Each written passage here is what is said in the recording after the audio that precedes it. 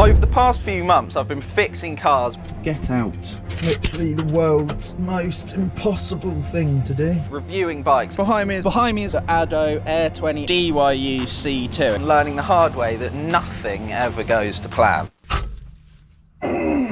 Although I've had some big wins, I've blown up engines, and you don't want to see the state of my driveway. It literally looks like a scrapyard. But despite all that chaos, I've discovered 5 DIY hacks that work for literally anything: housework, gardening, bikes, cars. So if you want to save some time and money, stick around. More often than not, the right tool for the job doesn't necessarily have to be the right tool. It's all about taking what tools you have on hand and using them creatively to make things work that might not, or if you don't have the correct tool that you actually need. A completely random tool that you might think is wrong for what you're doing can actually quite often save your back more times than you think. A good practical example of this is with Allen keys, and I actually learnt this one from my brother. Sometimes you will lose your Allen keys, let's face it. They're tiny, they're small, and you misplace them, you put them in stupid places. But if you are missing a size that you actually need, quite often what you can do is combine the ends of 2 different sized Allen keys like so, and it will actually fit in the gap. So for example, say you've got an 8mm Allen key slot, but you've only got a 5 and a 3, you can actually sometimes combine them together and just about fit them in that gap to do it up or loosen it if you're getting it off. Obviously this doesn't work with every single size, but before you write it off and go to the shop and buy some more stuff that you don't need, see if you can find another size Allen key, slot 2 in there, undo it. Actually works the dream. Remember how they taught you in school to always recycle anything that you think is rubbish? Well, this is the prime time to put that into practice. Now, I learnt this one mainly from my mechanic friend Brendan, who told me that when I'm taking a car apart and I'm gonna throw away loads of bits, I should always keep some important things. Now, this can range from radiator pipes, nuts and bolts, little small pipes, plug ends even, wires, fuses, all stuff like this that you think you might just, oh, scrap that with the car, can actually be super handy and save you a lot of money in the future. I actually experienced this recently. Me and my brother were out in his F-150 Raptor, a radiator pipe blew up, and luckily we were able to make it back to my house where I had some old radiator pipes off of my Jaguar XJR that I broke for parts, and I was able to slide one of them just about onto his car, enough to get us home back to his so that we could fix it properly. Next time you replace a part on your car that doesn't need to be replaced, just keep it spare, because you never know when you might need that in the end. Another good example of this is like old worn tie rod ends or something if you've got an older car, especially like something with my Jeep. These parts are quite expendable. I go through them quite a lot, control arms, tie rod ends, all sorts of things like this, and I take them off, replace them with new ones, but actually the old ones can still be used, and it's quite useful to just keep them in the back of the truck just in case something goes really badly wrong and it sort of snaps when you're out, for example. At least you've got something to replace it with to get you home. Whether it works properly or not is a different matter, but this is all about repurposing those parts and making use of stuff that you think you might not need. So if you have the space, your garage is probably going to look like most people's garages do, full of stuff, but I promise you, one day you'll be thankful for it. When I first started getting into cars, I would always just give my cars to mechanics to do anything, you know, services, oil changes, even air filter changes. I just didn't want to touch it at all. I wanted to have nothing to do with it. And that is purely because of the fear that you have from just trying to do something that seems difficult. More often than not, in fact, fixing things on your car is so much more simple than it seems.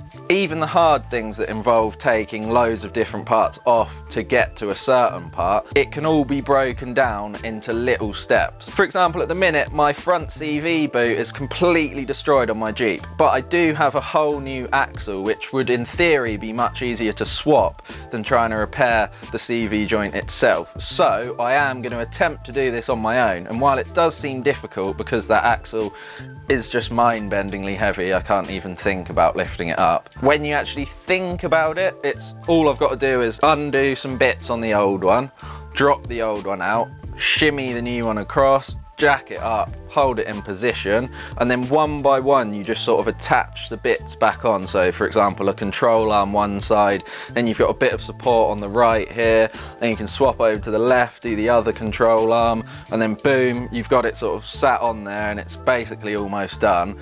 Connect a few more bits together and then boom, away you go. If you're going to take anything away from this tip though, let it be these two parts. One, even if things go wrong and you end up making it worse, just remember there's always a way to fix it. Nothing's ever completely broken. Even a blown up engine, if you really wanted to and had the time to do it, you can rebuild it. So nothing is ever completely destroyed. And the second, maybe most important part is, while YouTube videos make it look a lot easier than it is, just remember it does take a lot of effort, but the tasks you're going to do are never actually hard. Once you've broken it down into all the little steps, essentially all you're doing is undoing some stuff, taking something out, undoing something else, taking that out, and then you just reverse the process and put it back together. It's not hard, but yeah, it can take some effort, especially if you've got to lift up heavy parts or undo horribly tight bolts, things like that. Just be mindful of it.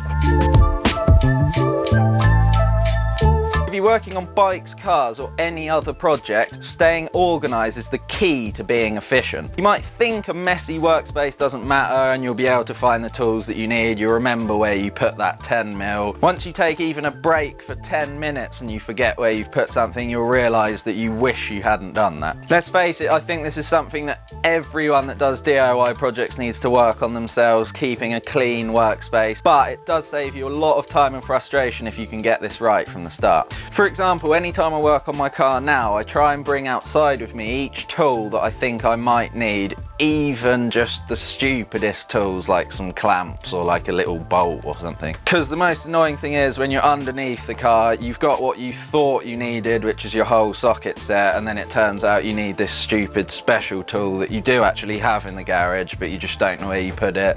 So what I say is you might as well just analyse what you're about to do first and then take out with you any tool that you think might be even slightly relevant. Yeah, it's annoying taking outside more stuff than you actually need to use, but I promise you it's so much more annoying if you're underneath something in the middle of something. You have to keep going back and forth and back and forth and finding these different tools.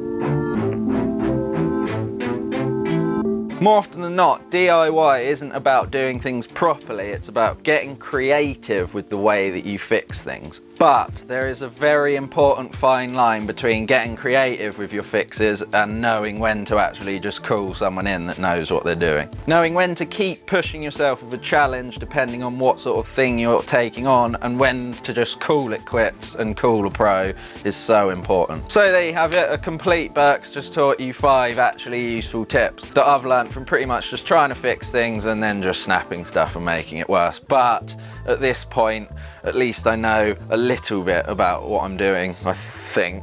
I don't really know though, actually. But if you enjoyed these tips and they were helpful to you in any way, shape or form, drop a comment below and let me know what project you're working on next. I'd be stoked if you drop a subscribe. Got some sick stuff coming. We got some car builds, some co-part car buying, which is going to be horrendous, some stupid mods for the cars. So stick around, stay tuned, and I'll see you in the next one.